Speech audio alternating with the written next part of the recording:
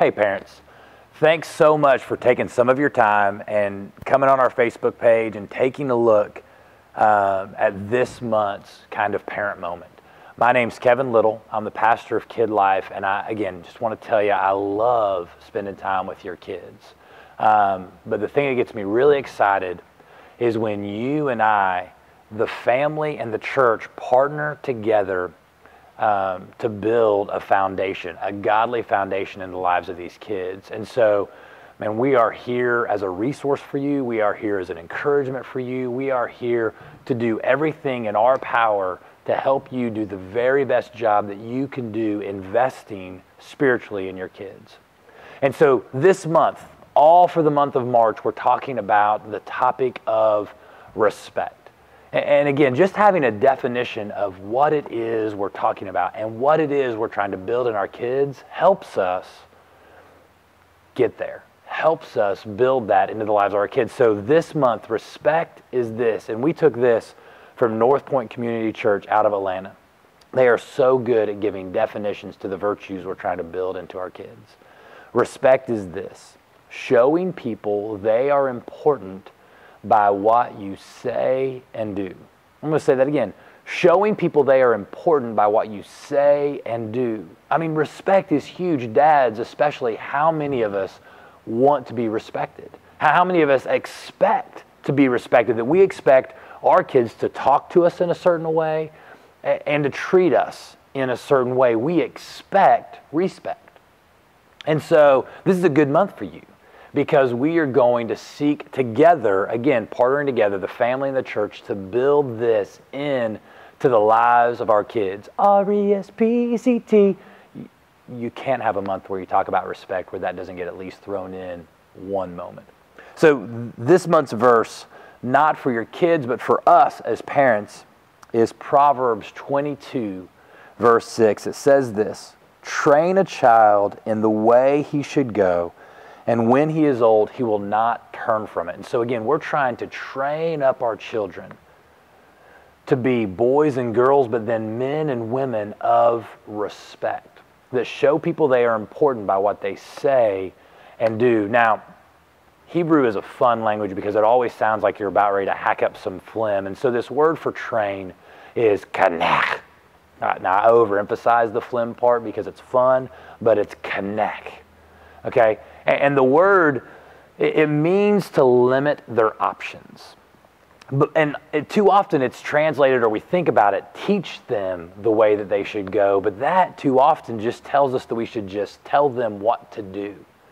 And that's not the right way. If you want your kids to show respect, if you want your kids to become men and women of respect, the best thing that you can do to train them up, the best, one version says, show them the way that they should go, and then when they're old, they will not depart from it.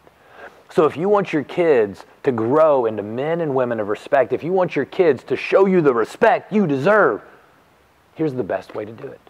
Here is the best way to do it. If you want your kids to show respect, then model respect for them. Treat your kids with respect, and it will rub off on them, and they will treat you with the respect you desire. So here's what I mean by that. When you talk to your kids, talk to them in a tone that shows them respect. You know what I mean. And I'm talking to myself as much as I am to you guys. I'll tell you, for instance, because when we're preparing these lessons, we've been thinking about respect for months. We've been planning curriculum for months. And so months ago, I was planning these lessons about respect. And as I was going, I began to realize that the call of respect on the lives of these kids was the same call for me to show respect to my kids. And so with Finn, he's 7 now, and he's gotten into this horrible habit of wanting to ask questions all the time, and so he interrupts. And so, man, all the time I'm like, Finn, stop interrupting, Finn, stop interrupting, Finn, stop interrupting. But here's what happens.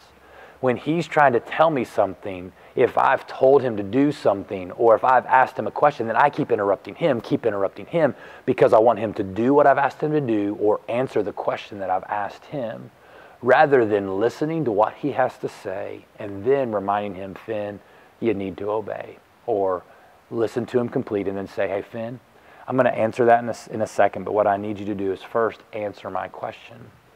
But I wasn't showing him the same respect. I was asking him to show me.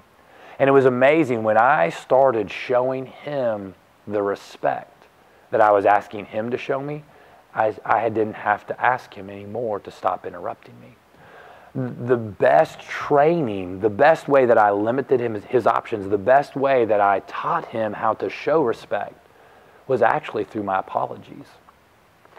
So when I would interrupt him, I would stop and I would say, buddy, I am so sorry. I did not show you respect. Will you forgive me, because I need to listen to you when you're talking. And when you ask me a question, I need to answer it. And as I started apologizing and showing him the respect that I wanted him to show me, it was amazing. He began showing me the respect that he should show me. He began showing me that I was important by what he said and the way he said it and what he did and the way that I built that into his life, the way that I taught that to him was not by telling him, show me respect, show me the respect I deserve, but instead it was actually flipping it and demonstrating it, showing him respect. But it's not only the respect that we show to our kids. If we want our children to show respect, then we need to show respect everywhere. I mean, when somebody serves us at a restaurant, do we show them that they're important by the way that we talk to them and the tip that we leave them and what we do for them? Because when we do that, our kids, man, they'll follow our lead. They'll follow our example. What about this? And for some of you in this current political climate, this might kind of be tough for you, but what about the respect that you show the president? I mean, the president is in place because God placed him there. I mean, the Bible's clear. All authority that is on the earth is there because God has put them into place. So when you talk about the president, are you showing him respect? Are you praying for the president? Are you telling your kids that you're praying for the president? Are you showing him respect? Because again, our kids will follow our example and not our teaching, our model and not our preaching. And so, but we shouldn't expect that to be any different. I mean, the word is clear. I mean, think about it. God gave us the law, and he gave it to us thousands of years ago, but he didn't stop there. He didn't just stop by, from a distant voice far up in heaven, saying what we should do. Instead, he sent his own image. That's what Colossians calls it. He sent his exact representation. That's what Hebrews 1 calls it. And Jesus came to the earth and he showed us the way that he lived. Now, here's where it goes even further and even beyond, and it's this. He didn't stop just with showing us and modeling it for us. He actually gave us the Holy Spirit so that when we trust him, the Holy Spirit begins to live through us. Now, here's the deal. And here's a challenge for parents. You can't be the Holy Spirit. However, if your child has trusted Jesus to forgive their sins, to be the boss of their life, here's the good news. They already have the Holy Spirit. And what that means is this, that the Holy Spirit is already building respect into them. And you can agree with God in that. You can ask God to continue that. And then you can celebrate it as God builds it into the lives of your kids. Finn has trusted Jesus, and so I don't take all the credit for Finn becoming a person that shows respect, because I know that God, through his Spirit, is building that into him. So again, think about it. Man, here's how we can see our kids learn respect. Number one is that we can show respect to them, show respect to the people around us. And as we model it, as we especially show it to them, and ask them to show it back, they will. But even beyond that, man, we can lead our children to trust Jesus. And when we do that, the Holy Spirit will do a better and a bigger work in our kids than we ever could. And respect will happen because God is leading them to honor the people, to show proper respect to everyone. And so this month, let's partner together, the family and the church, to build respect into these children so that they might receive the blessing that comes from a life that shows proper respect to everyone. Hey, anything I can do for you, please let me know. My email address is klittle@newlifechurch.tv. I want to be a resource for the parents of New Life Church as you seek to invest spiritually in your kids, as you seek to lead them the way that God intends for you to lead them. If I can be any help with encouragement or wisdom or resources, don't hesitate to email me, klittle@newlifechurch.tv, and let me and our team help you as you seek to lead your kids.